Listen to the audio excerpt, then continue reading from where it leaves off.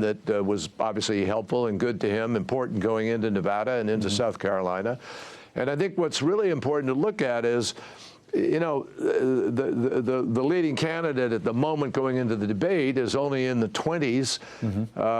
And if you have 4 people dividing up the vote in you know, with a sort of similar point of view, that distorts what's the reality here. So I think the next few days in Nevada and South Carolina are going to help to wean this out a bit, and that'll change the dynamic of this race, in my judgment. But, Mr. Secretary, you say in the 20s, but Bernie Sanders in some national polls is now reaching into the 30s. And there were points in the debate last night. You say that Vice President Biden had his best night. There were points where he seemed missing in action on issues like health care. It took a long time before he even got in there. Some of that might have been the moderator's fault. But my question really is, how can he change this dynamic? Because it appears right now that Bernie Sanders over the next week or 2 could end up having a delegate lead that's going to be very hard to beat.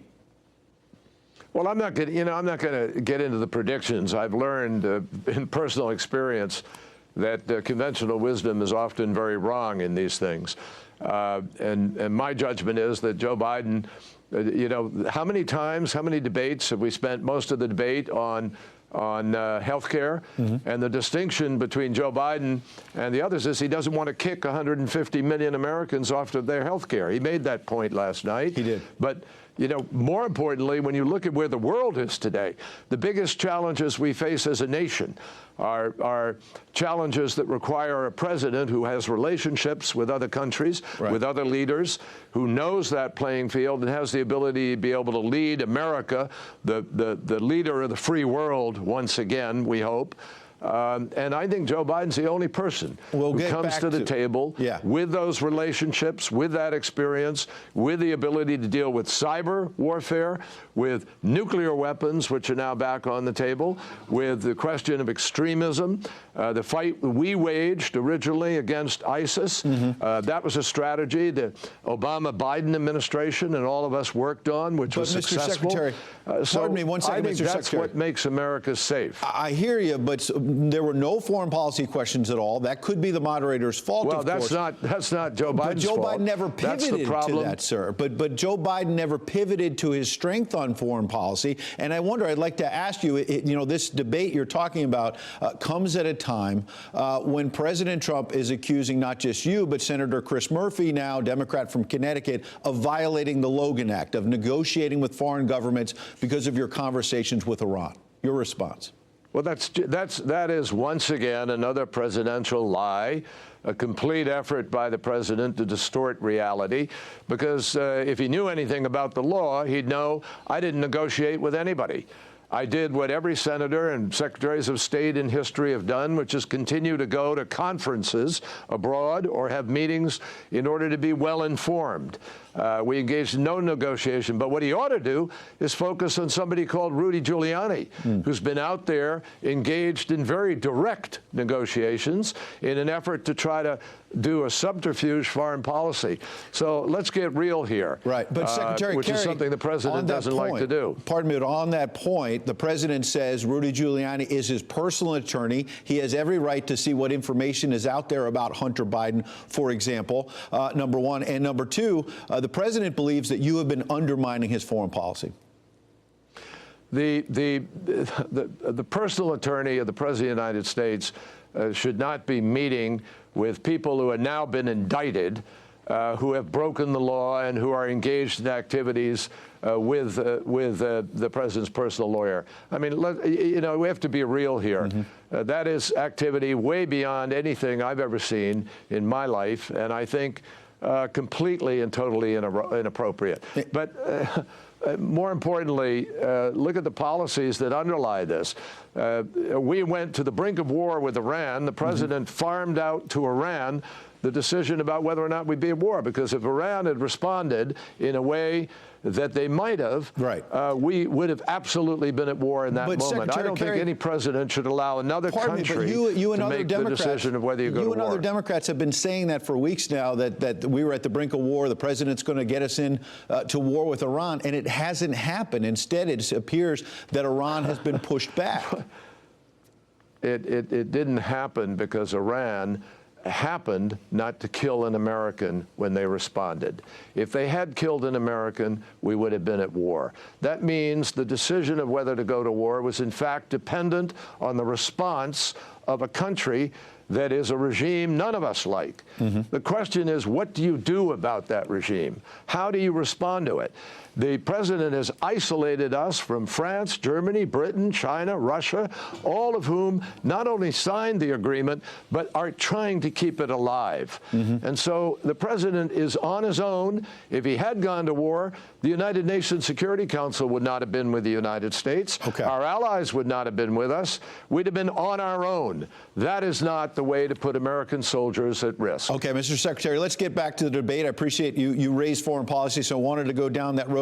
Let me play a clip that I think puts your candidate in a moment where Joe Biden spoke up and pushed back against Michael Bloomberg on the issue of NDAs and women. Listen.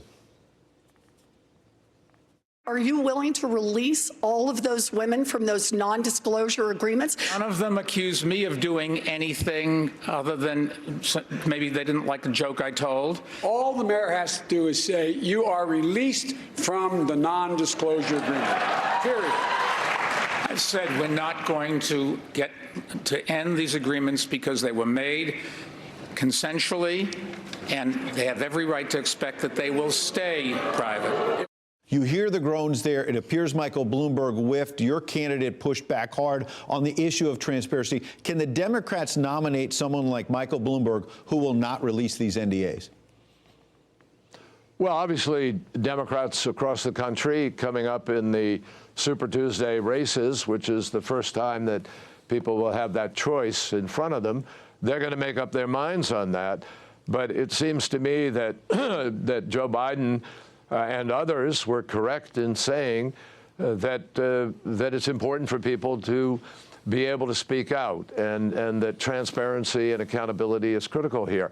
I think that the reason people were groaning and booing is that most people know there's not an even ground that you're on in that non-disclosure process. And so it seems to me that the vice president was absolutely correct to call for the full disclosure. Last question. To call for the freedom if the person wants to. Right. Some of them may not want to. So it's legitimately they ought to be able to make that choice. Last question. In Iowa, you were overheard on a cell phone allegedly saying that Bernie Sanders may run away with this and your party will be in danger if that happens. And you said, maybe I'm diluting myself here, but maybe you should get into the race. You later tweeted that that's not really what happened. Final point. Have you gotten the presidential thing totally out of your system? You're not running? Of course I'm not running. I'm sitting here supporting somebody that I think will make a terrific president of the United States. But, nobody should take a one-sided, overheard conversation and try to make conclusions about what it was. I was very clear about it. I received a phone call from somebody who was expressing that concern, and I responded to that concern and had a conversation. It's one-sided, and I've made it crystal clear. I am here supporting the Vice President of the United States, former Vice President, who I think had a terrific night last night, and Nevada. But if there's a divided convention in Milwaukee, would you put your name in there if there's a divided convention? That's the final point. Well, that's not how it works. I don't even know how it works. But I'm telling you right now that the race will change between now, I think, and Super Tuesday, and it needs to, because there is no. There are sort of four candidates now. Excuse me, four candidates dividing up vote, and no matter what happens, if you go to the convention and there is not a majority for one candidate of those delegates, then the rules are crystal clear. You have another ballot, you have another vote. Those are the rules. And 4 years ago, Bernie Sanders supported the rules on the other side of that coin. Right. So I think that you can't just be flipping it for convenience. Got it. Rules matter. The rules of the party make it clear that you will vote until a majority of delegates have decided who the nominee is. Secretary Kerry, we certainly appreciate you taking the time this morning. Thanks for coming in. Good to be with you. Thank you, Ed.